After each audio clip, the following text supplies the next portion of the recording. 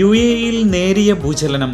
വെള്ളിയാഴ്ച ഉച്ചയ്ക്ക് 12:35 ഫുജൈറയിലാണ് ഭൂചലനം രേഖപ്പെടുത്തിയത്. 750 ഉദ്യോഗസ്ഥർ, 9 ഡ്രോണുകൾ. സ്കൂൾ തുറക്കുമ്പോൾ വിദ്യാർത്ഥികൾക്ക് സുരക്ഷ ശക്തമാക്കാൻ ദുബായ് പോലീസ്.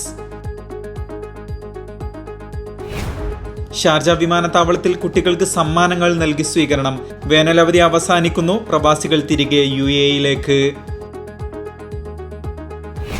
അധ്യയന വർഷാരംഭത്തിനായി അണിഞ്ഞൊരുങ്ങിയ അബുദാബി നഗരം. തെരുവുകളും പാലങ്ങളും മനോഹര ലൈറ്റിംഗ് സംവിധാനങ്ങൾ കൊണ്ട് അലങ്കരിച്ചു. വാട്സാപ്പിലൂടെ അധിക്ഷേപം.